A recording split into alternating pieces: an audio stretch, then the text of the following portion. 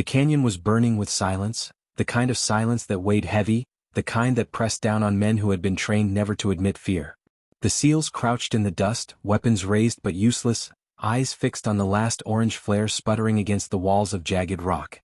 It had been fired minutes ago, a desperate signal, the last mark of their position before the enemy locked them in. The canyon was a trap and they all knew it. The flare was meant for her, the woman they had dismissed, the one the officer had scoffed at, declaring no one could make a strike inside terrain like this. Now they were about to find out if his words would hang them all. The sound of boots shuffling on gravel echoed low, a ripple of movement in the tight dark, as the squad huddled together in what little cover the canyon's edge provided. They were boxed in, firepower closing from both sides, machine gun tracers already etching the far ridges, forcing them to hug the rocks, gritting their teeth against the splinters of stone bursting around their helmets. Ammunition was running thin, comms were patchy, and for the first time, the hard veterans of a dozen deployments felt the noose tighten. All they could do was watch the final flare fade, praying to a sky that had already turned its back. The officer's words still clung to the men like smoke. "No one can hit that," he had laughed during the mission briefing, pointing at the narrow canyon on the satellite map. "Even with the best targeting systems in the world, there's no way a bird can drop ordnance without slamming into rock. You'd need a ghost to thread that needle." His men had nodded, taking his certainty as gospel. Then she had stepped forward. She wasn't wearing a decorated flight suit. She wasn't the stereotype of the hardened pilot with a 1,000-yard stare. Just a simple woman, her dark hair tied back, her eyes steady, her voice calm. "I can hit it," she had said, no hesitation. The room had gone quiet, then erupted in half-suppressed chuckles. The SEAL officer had scoffed openly, waving her off as if her words were childish bravado. But now, crouched in the dirt with death closing in, those words returned sharp and clear, echoing in each man's skull. They wanted to believe. God help them, they needed to believe. The enemy was close. Too close. Bursts of automatic fire tore through the night, ricochets whining off stone, dust and heat filling the air like choking fog. The SEALs fired back in controlled bursts, conserving rounds, knowing they could not win a stand-up fight here. The canyon funneled sound, amplifying every gunshot until it felt like the earth itself was screaming. "We're pinned," one man muttered through clenched teeth, his voice low but edged with panic. The officer didn't answer. He was staring at the black sky, at the spot where the flare had vanished. His pride, his skepticism, his arrogance, none of it mattered now. He was waiting like the rest, hoping that the woman he had dismissed could somehow defy physics and fate and the tight choke of canyon stone. Then it came. At first just a faint thunder, a murmur on the horizon that built in the air, growing louder, deeper, until the very canyon began to tremble with it. The men lifted their heads. The sound was unmistakable, the bellowing growl of twin General Electric TF-34 engines, low and mean, carrying the voice of a beast bred for war. An I-10 Warthog. Her Warthog. The officer's jaw clenched, his eyes narrowing as he whispered under his breath, "She actually came." The enemy heard it too, their fire slowing as the sound grew, their heads turning toward the heavens in sudden uncertainty. For men who had been closing in with merciless confidence, doubt was poison. The SEALs saw it immediately, a flicker of hesitation across the canyon floor. Hope surged, raw and dangerous, pumping fresh adrenaline into weary veins. The engines roared louder, then dipped, then screamed as the A-10 dropped into view, a shadow slicing through moonlight. But she wasn't flying level, she was rolling, banking, dragging the beast on its side through a gap barely wider than its wingspan. The SEALs sucked in air, stunned, as the great machine threaded into the canyon like a hawk diving for prey. Rock walls rushed past her on either side, the margin for error thinner than a heartbeat. The officer muttered, "No one can hit that," but his words crumbled, swallowed by the scream of engines and the thunder of her descent. She wasn't just flying. She was owning the canyon, bending the impossible into submission. The first burst of the G-8 Avenger tore the night apart. 7 barrels spun, vomiting fire and depleted uranium rounds at a rate that seemed unreal, a storm of metal hammering the canyon floor with brutal precision. The ground shook. Stone erupted in showers. Enemy fighters scattered, their shouts drowned beneath the relentless growl of the gun. The SEALs pressed against the rock as shockwaves rolled over them, the scent of cordite and burning dust filling their lungs. She wasn't just firing blind into the dark. Every burst was controlled, every strike hitting clusters of hostiles with surgical wrath. It was madness. It was art. One man laughed, a harsh, incredulous laugh that broke under the weight of adrenaline. She's doing it. Holy hell, she's actually doing it. The others joined, not with laughter but with shouts, with cheers, with the raw release of tension that had been crushing them seconds ago. For the first time all night, the seals weren't prey in a canyon of wolves. They were backed by a predator no one had expected. She swept the Warthog lower, skimming so close to the ground the shockwave of her passage knocked loose rocks from ledges. Missiles fired from under her wings, slamming into fortified nests hidden in the canyon walls, the explosions painting the night in orange and white. The officer watched, frozen between awe and shame. He had doubted her. He had mocked her. And now she was saving them, dragging them from the grave with nothing but skill and iron resolve. He remembered her calm voice, her simple words, "I can hit it." No bravado. No explanation. Just certainty. And here she was, writing the proof in fire and thunder. The canyon became her canvas, and the enemy her palette of targets, each stroke of the Avenger shredding their numbers, each pass breaking their will. The SEALs rose from cover, adding their rifles to the storm, cutting down stragglers as the enemy tried to retreat under the unrelenting weight of the A-10's fury. The battle was turning. The impossible had become real, and the canyon that had been their tomb was now their salvation. Above the chaos, framed against fire and shadow, the woman flew as if born to it, her machine an extension of her will. She didn't just prove the officer wrong. She redefined what was possible. And the SEALs, hardened warriors who had thought they'd seen it all, could only stare and realize that they were witnessing something no words could ever capture. The canyon still shook with the aftershocks of her strike, the echoes rolling like thunder across the stone walls, a storm that refused to die. Smoke rose in twisting columns where nests of machine guns had once ruled, the glow of burning wreckage painting jagged shadows across the rock. The SEALs were no longer pinned, no longer suffocating under a rain of enemy fire. Instead, they crouched behind cover, eyes lifted to the black sky as if watching a myth unfold. The woman in the A-10 had not only arrived, she had transformed the battlefield into something they could fight on. But it wasn't over. The enemy wasn't broken yet. They were regrouping, pulling back into the cracks and folds of the canyon, setting traps in the very terrain that shielded them. The SEALs could hear their voices echoing in foreign shouts, the clatter of weapons shifting, the clank of fresh ammunition being slammed into place. And above it all, the steady growling purr of the A-10's engines circling back for another run. The officer pressed his back to the rock and exhaled sharply, sweat dripping from his brow despite the cold desert night. He glanced at his men, faces streaked with grime and dust, eyes wide and bloodshot from the strain of hours under fire. Their ammo was nearly gone. They had no chance of retreat, no safe ground to withdraw to. Without her they were dead men. He hated admitting that, but the truth was undeniable now. She was the only variable keeping the canyon from swallowing them whole. He grabbed his radio, crackling with static, and spoke into it, his voice sharp. "Hog 1, this is Reaper Actual. You're saving our asses down here. But we need a corridor. Think you can carve us one?" His words were half plea, half challenge. Her response came seconds later, smooth, calm, almost unnervingly steady. "Copy that, Reaper Actual. I'll cut you a door. Mark me targets." That voice hit the men like a shockwave of its own. No panic, no hesitation, just certainty wrapped in steel. The officer clenched his jaw, lifted a flare gun and fired. The red light streaked upward, bursting just above the canyon rim to mark the densest cluster of enemy fire. Almost instantly the A-10 dipped into the gap, engines screaming, rolling into a descent so sharp that the SEALs felt their own stomachs drop in sympathy. Then came the gun. The Gu-8 tore open again, a voice of God in the canyon, shredding the rock face where enemy fighters had stacked themselves. The explosions cascaded down, an avalanche of fire and dust, and the men below roared their approval as they saw enemy silhouettes break and scatter. She didn't stop there. Her plane twisted through the canyon like something alive, swooping in impossible angles, missiles and rockets firing in precise, devastating bursts. Enemy gunfire licked the air, tracers reaching desperately for her steel bird, but none found purchase. She weaved and dove, using the canyon walls as cover, dragging the Warthog into maneuvers the aircraft had never been designed for. But she made it work, every second defying the officer's past certainty that no one can hit that. She wasn't just hitting. She was dismantling the entire enemy position, piece by piece. The SEALs used the window she carved. They surged forward through the dust and chaos, rifles snapping in controlled bursts. What little ammo remained they spent with precision, dropping fighters scrambling in the wake of her airstrikes.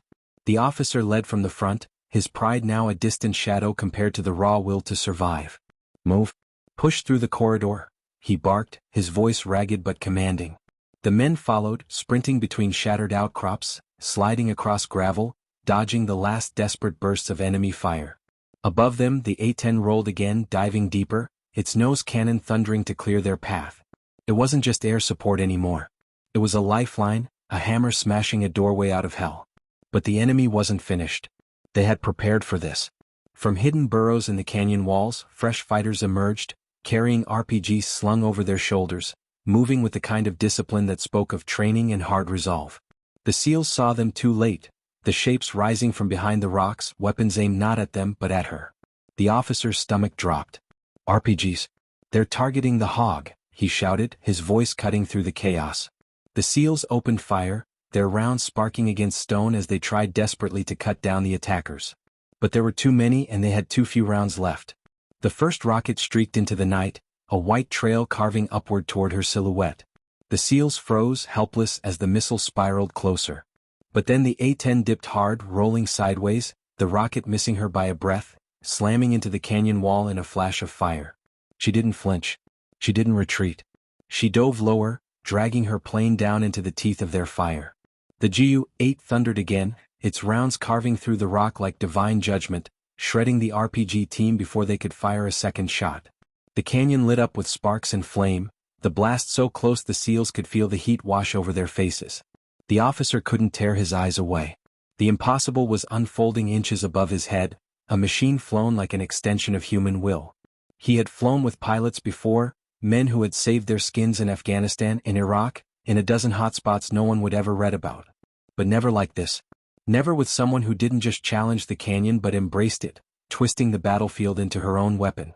He thought of his own words, his arrogance, his certainty, and felt the sting of shame bite deeper than the dust cutting his lungs. She had told him she could do it. He hadn't listened. And now she was proving it with every impossible turn, every defiant burst of fire. The SEALs broke through the corridor she had carved, reaching a narrow cleft in the canyon wall that offered cover, a chance to regroup. They collapsed behind the rocks, panting, bleeding, hands shaking from exhaustion and adrenaline. Above them, the Warthog circled again, keeping the enemy pinned, driving them back into the shadows. One of the younger SEALs, barely more than a kid, laughed breathlessly. "She's not human," he muttered, shaking his head. "No one flies like that. No one." Another SEAL, older, his face hard as granite, answered without looking up. "She ain't trying to be human. She's trying to keep us alive." The officer sat in silence, staring at the smoke curling up into the night. His chest rose and fell heavily, his breath raw in his throat. The truth burned inside him, she was the only reason they were breathing. He clenched his fist, grit grinding into his gloves, and whispered so low no one else could hear, "I was wrong."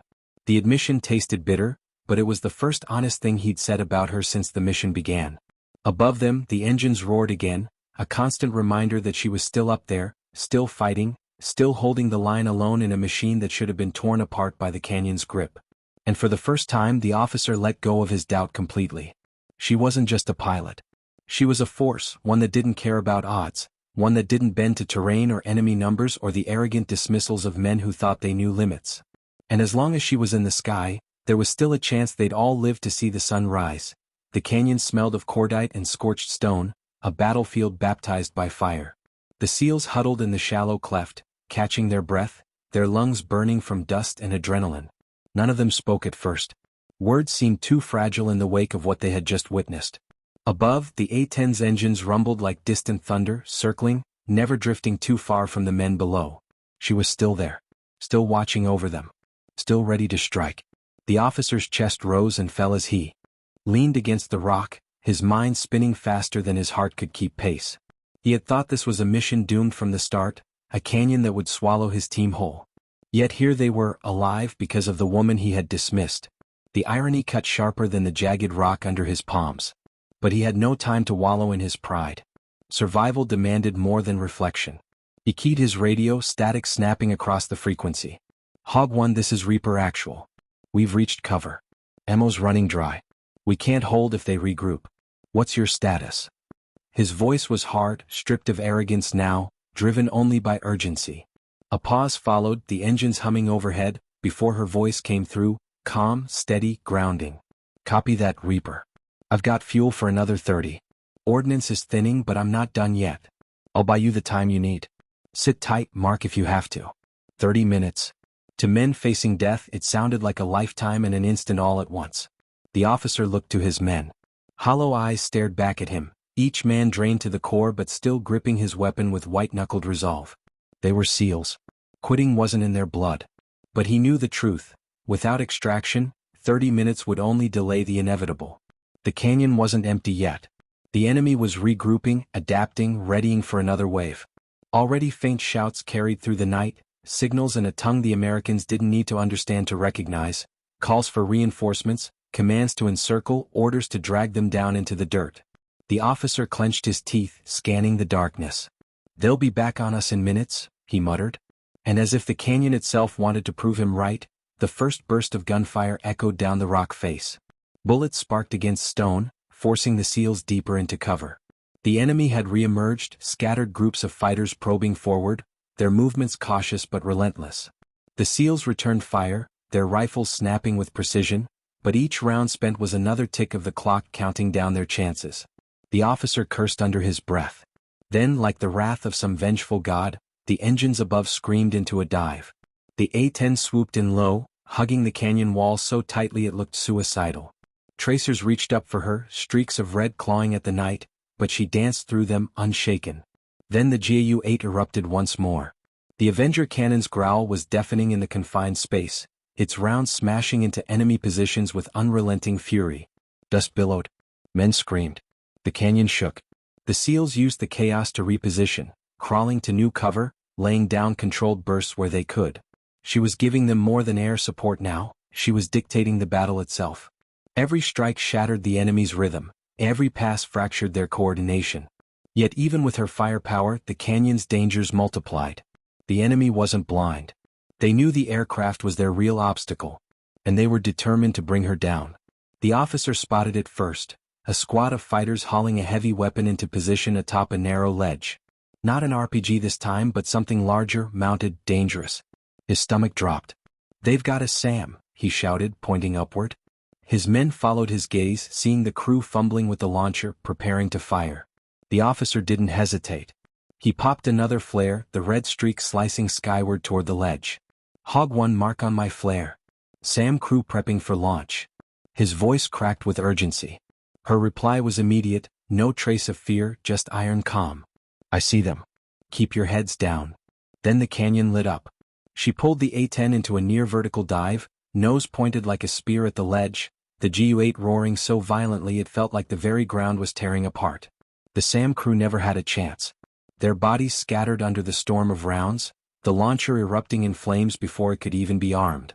The officer shielded his face from the blast as fire rolled off the ledge, sparks raining down like hellfire. When he looked up again, his throat tightened. She hadn't pulled out of the dive immediately. The Warthog scraped the canyon's edge, wings tilting just enough to clear the rock by feet, sparks flying as metal kissed stone. For a heartbeat, the officer thought she wouldn't make it. But then she leveled out, engines screaming defiance, dragging the beast back into the air. The SEALs erupted in cheers, a release of tension so raw it came out half laugh, half roar. Even in the face of annihilation, she was untouchable. But deep down, the officer knew the truth. She was pushing her machine beyond limits. Every maneuver, every impossible dive, was eating into the Warthog's strength. Engines could only take so much stress. Ammunition was finite. Fuel was ticking away with every desperate pass. She was holding them together by sheer will, but will alone could not rewrite physics. He felt the clock ticking again, every second heavier than the last. The firefight dragged on. The SEALs shifted positions, cutting down enemies as they tried to encircle. The canyon became a labyrinth of echoes, gunfire, screams, the relentless growl of engines overhead. She rained fire when she could, missiles streaking into hidden alcoves, cannon rounds pulverizing nests of resistance. Yet even through the chaos, the officer couldn't shake the gnawing thought in his gut. They couldn't stay here. The canyon was a choke point. Eventually, no matter how many she killed, the enemy would flood it again. They needed out. During a lull in the shooting, the officer grabbed his radio again. "Hog 1, this is Reaper Actual. You've given us breathing room, but we can't stay pinned. We need an exit." Silence hummed, the engines buzzing overhead. Then her voice returned, firm but quiet. Copy, Reaper. There's a pass 2 clicks east. Narrow, but it'll get you clear. I can hold them while you move. 2 kilometers. An open canyon. With dwindling ammo and enemy fighters swarming. It was suicide, unless she made it possible. The officer clenched his jaw, staring at the smoke at his men. Then he nodded to himself. Understood. Mark us a path, Hog 1. We'll follow. The engines roared again, dropping into a predatory howl. The SEALs looked up, weary but resolute, their eyes fixed on the shadow cutting across the stars. She was their shield, their sword, their only chance. And as she rolled the A-10 into another impossibly tight dive, spitting fire into the canyon's depths, the officer finally accepted what he had denied from the start. She wasn't just a pilot. She was the reason they'd live, or die trying. And as long as she flew above them, hope refused to die. The canyon floor was a graveyard of shattered stone and burning wreckage by the time the SEALs began their move. The officer gave the signal, and the men rose from cover, every step heavy with fatigue but driven by the urgency of survival. Their boots crunched against loose gravel, their weapons ready though nearly dry. Each of them knew they didn't have enough ammunition left for a prolonged fight. What they had was discipline, training, and the shadow above them. The Warthog circling, watching, promising death to anyone who got too close. Her engines echoed off the canyon walls, a guardian's growl following them as they pushed east toward the pass she had marked. 2 kilometers might as well have been 20, but they moved with the steady determination of men who knew hesitation meant death. Almost immediately the enemy pressed in again. Shadows shifted in the darkness, muzzle flashes cracked, and rounds sparked across the stone around the SEALs. They hit the ground, returning fire in precise bursts, but the imbalance was brutal. The canyon amplified every shot, turning small skirmishes into deafening chaos. Above, her engines roared, and then the Gu-8 tore open once more. The Avenger cannon's rounds ripped into the ridges, shattering stone and scattering fighters. Dust rained from the cliffs like ash. The SEALs moved again, sprinting low, cutting through the smoke her firepower had created. It wasn't just cover, it was choreography. She was shaping the battlefield, her strikes syncing with their movements, a dance of steel and survival. The officer felt it acutely. Every time he thought they'd be pinned, she was there, smashing holes in the enemy's formations, breaking their momentum before it could close around his men. He found himself whispering without realizing it, half to his radio, half to the sky itself, "Keep flying. Just keep flying." His earlier arrogance felt like a foreign memory now, something belonging to another life. Here, in the canyon, all that mattered was her voice over comms and the thunder of her engines keeping the Reaper's hand at bay. The enemy knew what was happening too. They had been confident hunters at the start of the night, certain the canyon was their kill box. But now panic was setting in. Their shouts echoed with anger and desperation, their fire erratic as they tried to strike a target that was untouchable. A few broke and fled into the deeper shadows, but most pressed harder, their commanders driving them forward in waves. That was when the first mortar round hit. The explosion tore the canyon floor 20 yards ahead of the SEALs, spraying them with rock fragments. The officer dove behind a boulder, his heart slamming against his ribs. Mortars meant they were trying to box them in, cut off the escape she had opened. "Reaper actual, they're bringing tubes online." Her voice came over the radio, clipped, professional, but with an undertone of warning. "Hold position. I'll handle it." The officer's first instinct was to argue. Holding meant staying in the kill zone, but before he could speak, the engine screamed into another dive. The A-10 dropped lower than ever, skimming the canyon floor so closely the men could see the gleam of its riveted armor in the moonlight. The Gu-8 roared, and her rounds tore into a plateau where the enemy had set up their mortars. The blast chain reacted, secondary explosions rolling through the night as stored rounds cooked off in fireballs. The canyon lit up in flashes of orange, smoke curling skyward like the breath of some great beast. The SEALs stared, awestruck despite the chaos. One of the younger men shook his head, muttering, "She's insane." Another corrected him immediately, his voice hard, reverent, "She's the only reason we're still breathing." And he was right. With every pass, every impossible maneuver, she was writing their survival in fire and steel. But the officer's eyes narrowed. He saw what his men didn't. The A-10 wasn't designed for this kind of flying. Her low passes scraped danger with every second. One mistake, one stall, one unlucky hit, and she'd be gone. The thought twisted in his gut like a knife. Still they moved. She had bought them the opening and he wasn't going to waste it. The officer waved his men forward, their formation shifting as they hugged the canyon walls, advancing in short bursts. The pass was closer now, maybe a kilometer away, but the enemy wasn't done. More fighters poured from cracks in the rock, spraying fire wildly in an effort to pin them. The SEALs dropped to their bellies, firing back with what little they had left. A few men were down to sidearms. One carried a knife in his free hand, his rifle out of rounds. The officer gritted his teeth, snapping a controlled burst that dropped a charging figure. His rifle clicked empty immediately after. He ejected the magazine and cursed. His last full mag was already loaded. Hog 1, we're running on fumes down here, he growled into the radio, the weight of desperation bleeding into his tone. A reply came back quick, sharp. Then conserve it. Let me burn mine first. And burn it she did. She swung the A-10 into another gut-wrenching dive, loosing rockets that slammed into the canyon floor ahead of the SEALs. The blasts carved craters into the stone, forcing the enemy to scatter, buying precious seconds for the team to advance again. The canyon became a trail of fire, each strike marking their path like torches in the dark. But the officer knew what that meant too. Every rocket, every burst of cannon fire was another mark against her reserves. He could almost hear the dwindling ammo count ticking down in her cockpit, see the gauges edging lower with every second she stayed in the fight. Yet she never wavered. Her voice never cracked. She had promised them a corridor, and she was keeping that promise with a determination that felt unshakable. The enemy tried one last desperate push. From both sides of the canyon, fighters poured out, a tide of dark shapes rushing to close the gap. The SEALs braced, their last magazines slamming into rifles, fingers tightening on triggers. They would make their stand here if they had to. But then the sky itself roared. The A-10 dropped directly into the center of the canyon, rolling inverted, nose down, dragging the Avenger cannon across the flood of enemy fighters like a scythe. The sound was beyond thunder, a continuous growl that rattled stone from the walls. Men fell in waves, shredded before they could even raise their rifles. Explosions rolled through the formation as her rounds struck hidden munitions. The canyon glowed with fire. The SEALs didn't waste the chance. They charged through the chaos, sprinting across the open ground, smoke and flames hiding them from what little resistance remained. The officer was the last to move, his eyes locked upward as the A-10 pulled out of the dive with a shudder, climbing back into the dark sky. He felt something heavy in his chest then, not just awe, not just gratitude, but something sharper, more painful. She wasn't just saving them. She was bleeding herself dry to do it.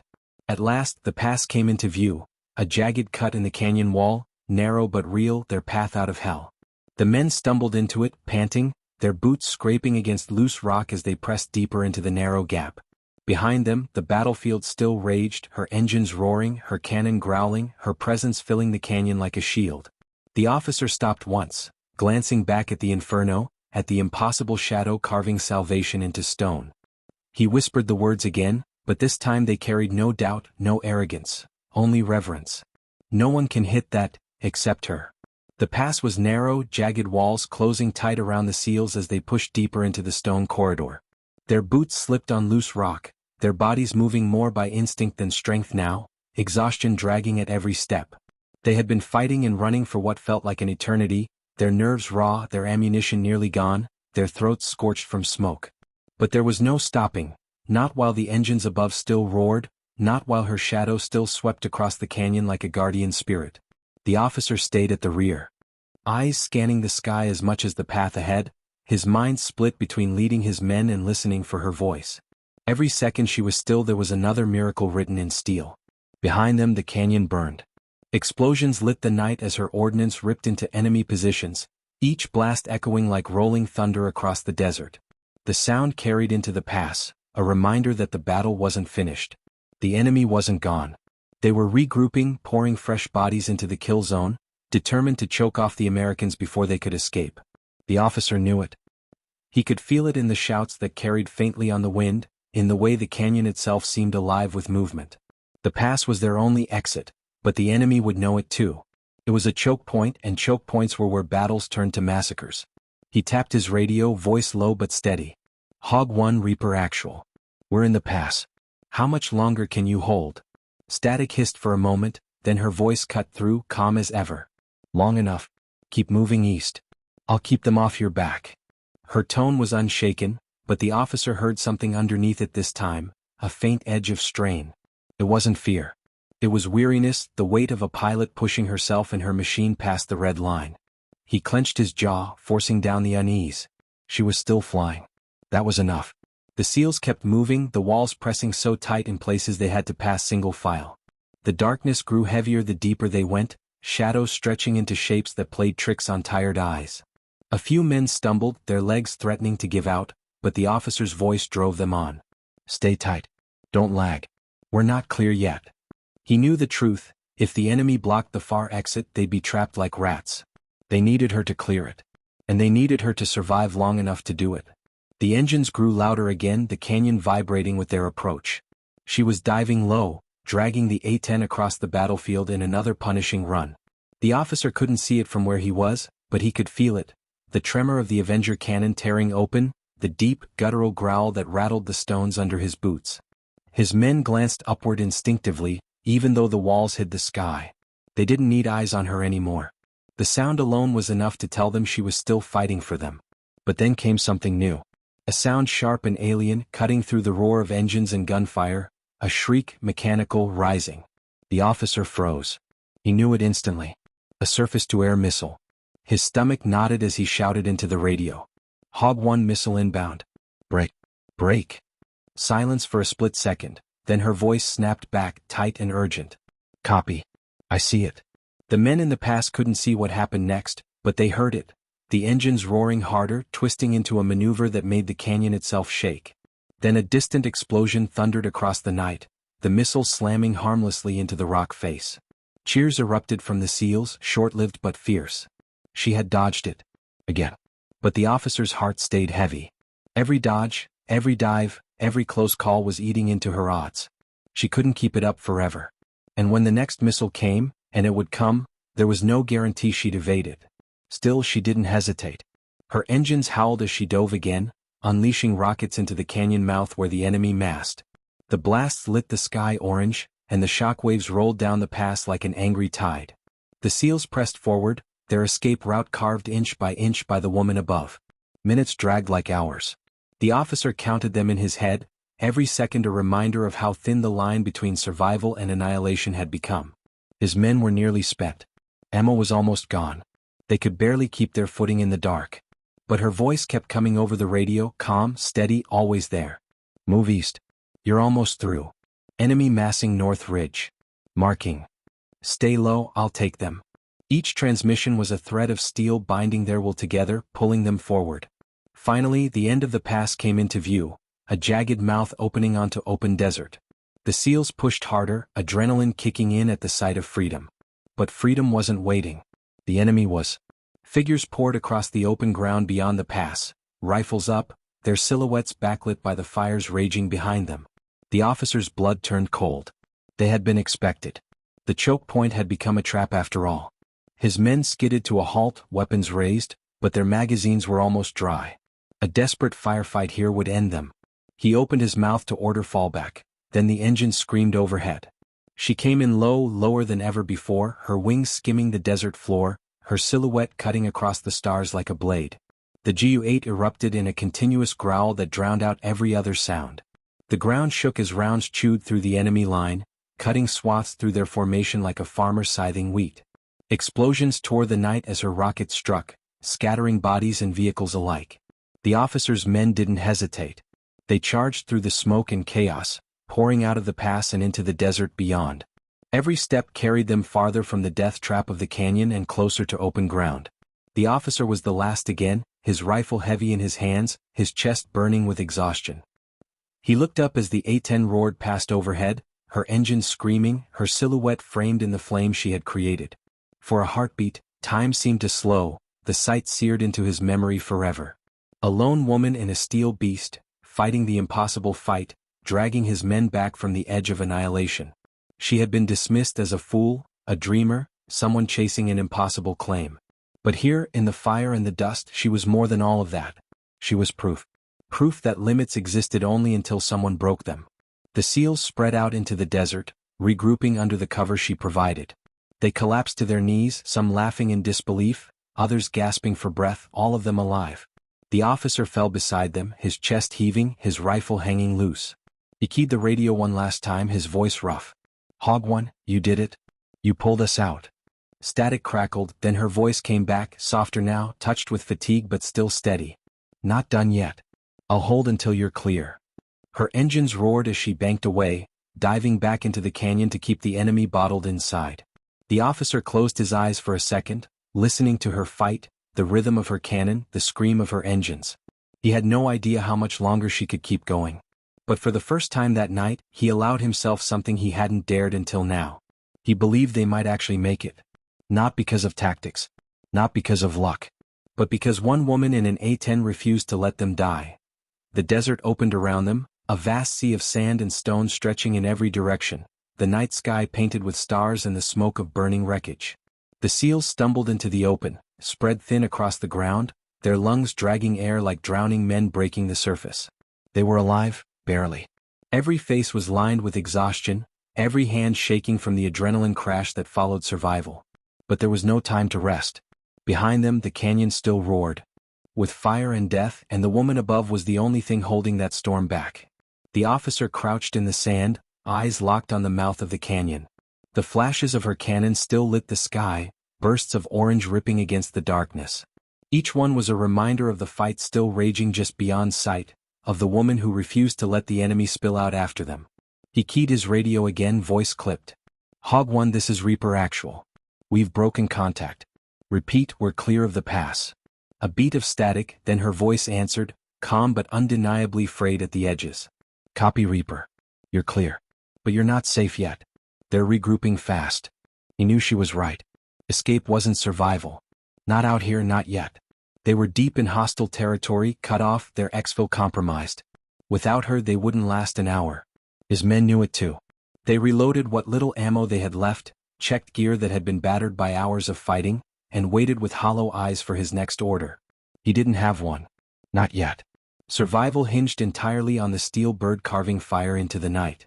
Above, her A-10 rolled into another attack, engines howling as she dove back into the canyon. The SEALs couldn't see the fight directly, but they could hear it. The deep, guttural bark of the Avenger cannon rattled across the desert floor, followed by the thunderclap of rockets detonating against stone. The officer closed his eyes briefly, picturing it, the gray warplane skimming impossibly low through fire and tracer rounds, the pilot inside gripping controls slick with sweat, every maneuver a knife's edge between life and death. She had been airborne for hours, flying beyond every limit, yet still she fought. Still she held. But then came a sound that ripped through the night like the voice of doom, a second missile launch, sharper, closer than the last. The officer's eyes snapped open. Hog One missile inbound, North Ridge, he barked into the radio, desperation cutting through his tone. There was no reply for a second, only the scream of engines straining under brutal maneuvering. The SEALs looked skyward instinctively, searching for the impossible duel unfolding above. Then the night exploded.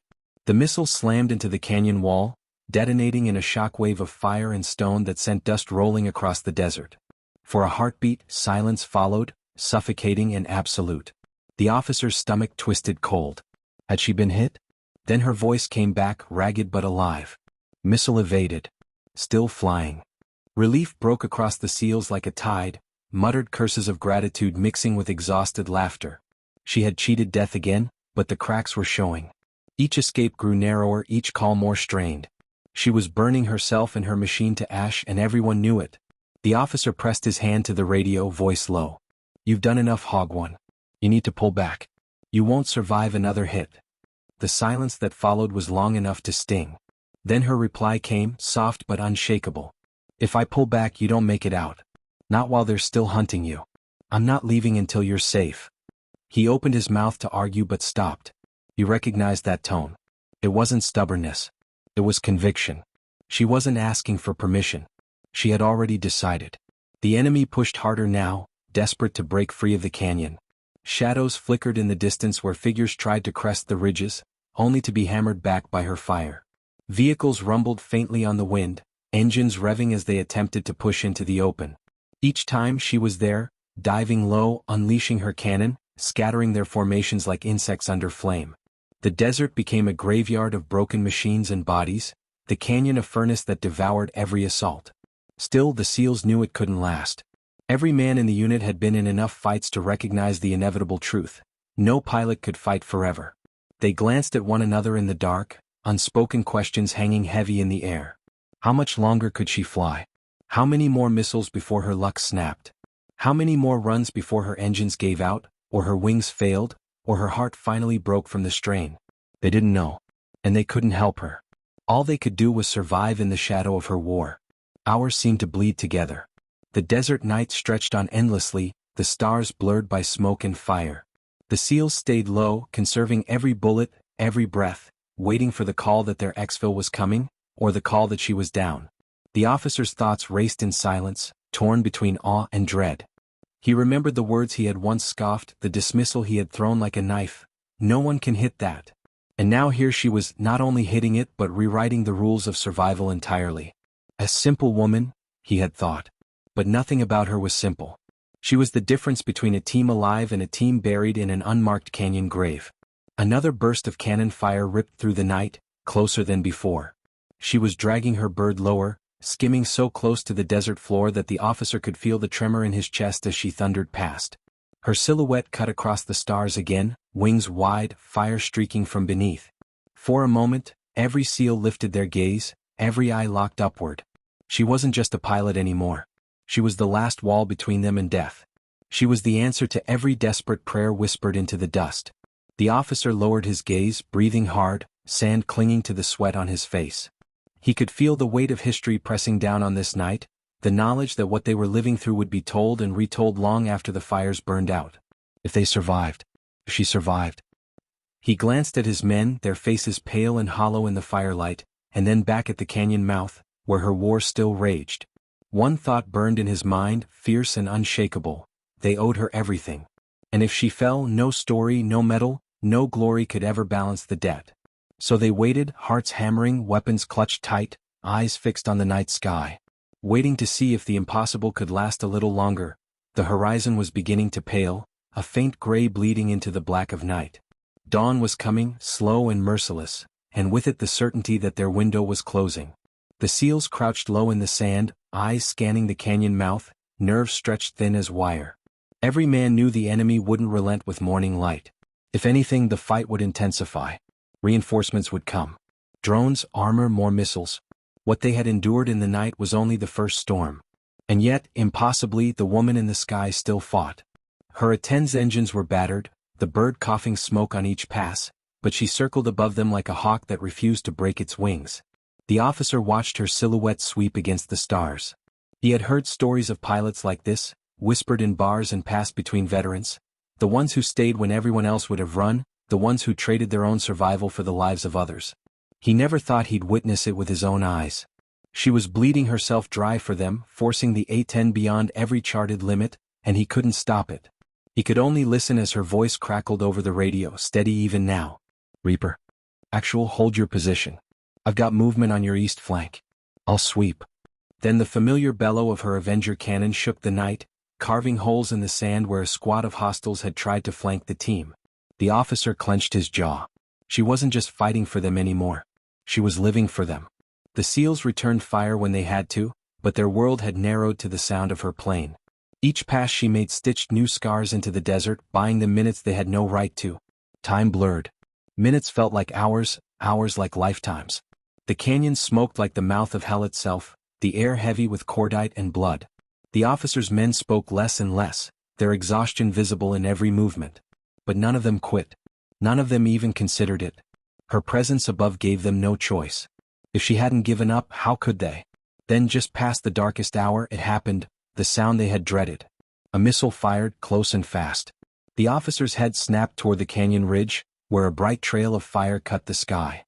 Hog 1 missile break right, he shouted into the radio. The A-10 responded instantly, banking hard, flares streaking from its wings like burning stars. For a heartbeat, it seemed she had cleared it. Then the missile twisted midair, homing with vicious precision. The detonation was thunderous. Fire bloomed against the belly of her bird, spraying shrapnel into the air. The SEALs froze as her silhouette dipped, the engines choking, smoke trailing in a long, ugly line. Hog 1 report, the officer barked, voice breaking. Silence filled the radio. His men stared upward, their faces hollow, waiting for the final plunge. The A-10 wobbled, wings shuddering, one engine flaming out entirely. It looked impossible that she could hold it level. But then her voice returned, ragged, choked with strain but alive. Still here, still flying. One engine down. I've got enough for one more run. The officer felt his stomach drop. Negative, Hog 1. Get out of here. That's an order. But even as he said it, he knew it was useless. Her tone told him everything. She wasn't going anywhere. She was going to make that last run even if it killed her. The enemy must have sensed it too. Vehicles surged at the canyon mouth, headlights cutting through the smoke, a tide of steel and men pouring forward for the kill. The SEALs braced, weapons lifted, knowing their own meager firepower wouldn't stop it. Then the engines roared again, broken but defiant, and the A-10 dropped low, screaming toward the charge. Her cannon thundered, the sound shaking the desert floor as shells ripped into armor. Vehicles blossomed into fireballs, the shockwaves rolling outward. She unleashed everything she had left. Rockets, cannon bursts, even strafing so low the SEALs could see the sparks flying from her wings as she skimmed the ground. The charge shattered under her fury, metal twisted, men scattered. For a moment, the night became day, lit by the fire of her last stand. But the damage to her plane was fatal. The A-10 bucked violently, one wing dipping, smoke billowing from its shredded fuselage. The officer watched, helpless, as she fought the controls with every ounce of willpower she had left. The bird dropped lower, skimming the desert floor, too damaged to climb again. It was a miracle it hadn't already broken apart. Eject, the officer shouted into the radio. Hog 1, eject now. But her reply came, calm and certain. Negative. Too low. Too late. She paused, then added, softer, make it out. That's my mission. You make it out. The officer's throat tightened.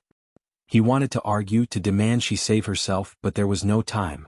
The A-10 thundered past them one last time, dragging smoke and flame, then plunged back into the canyon. A final burst of cannon fire erupted as she emptied her remaining rounds into the enemy stronghold.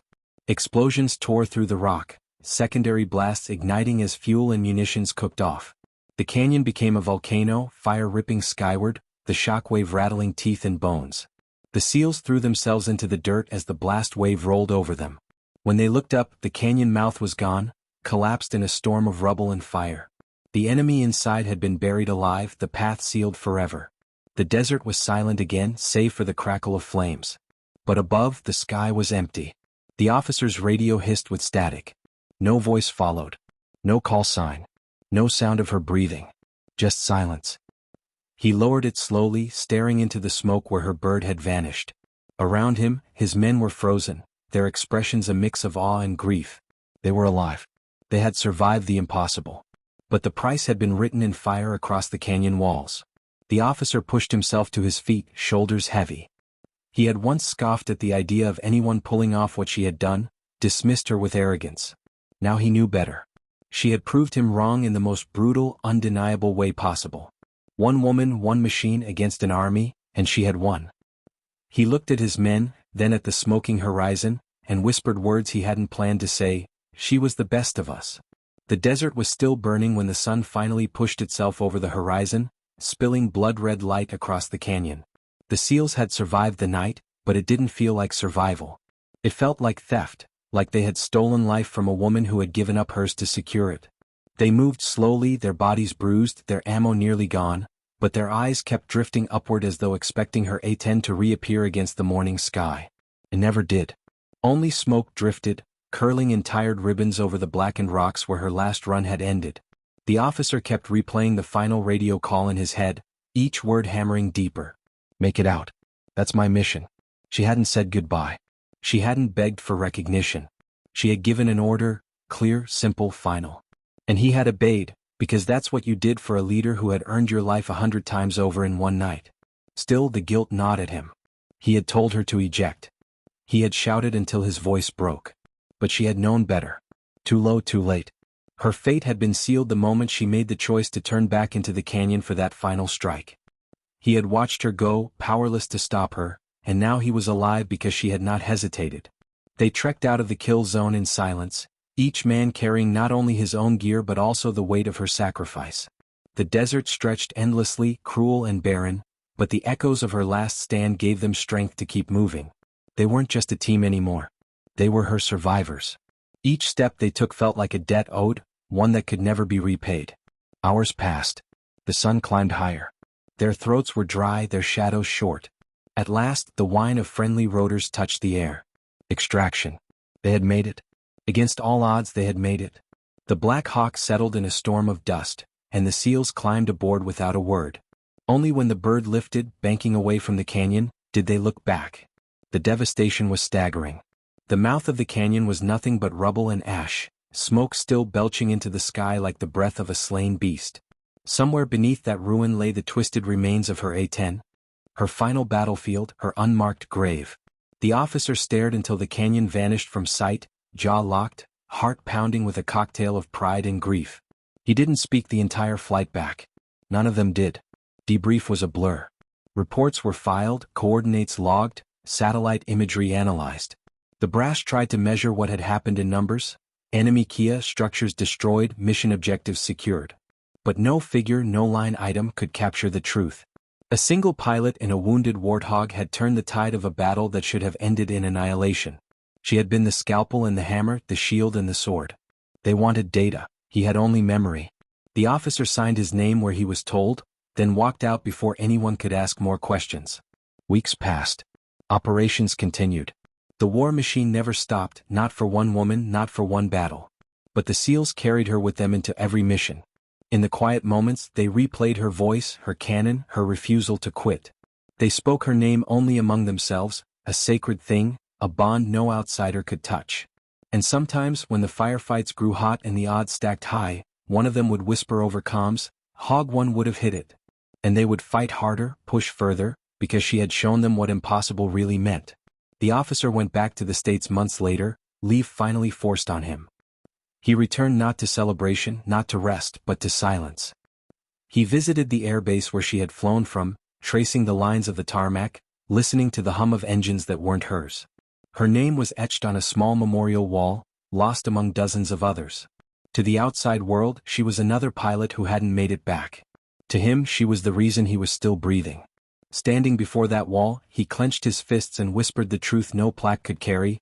"You didn't just make it out for us. You carried the whole damn war on your back." Time dulled the edges as time always does, but it never erased her. The officer grew older, gray touching his temples, but every night when he closed his eyes, he heard the roar of her engines, saw the flare of her cannon, felt the shockwave of that final blast. He never forgot the arrogance he had carried into that canyon, the scoff that had slipped from his lips. No one can hit that. She had proved him wrong in fire and steel, in a language no man could deny. That lesson became his compass. Whenever doubt crept in, whenever the impossible loomed, he reminded himself. Someone had already done the impossible for him. Years later, at a reunion, the SEALs gathered again. They were older, heavier, scarred in ways visible and hidden. But when the drinks flowed and the stories began, her name surfaced like it always did. Laughter mixed with silence, pride with pain, as they remembered the night the sky belonged to one woman. No medals had ever been pinned for her last stand. No speeches had honored it. But around that table she was immortal. The bond they shared was her legacy, unshakable, eternal. And when the night ended, when the men went their separate ways, the officer lingered alone under the stars. The air was cool, the sky vast.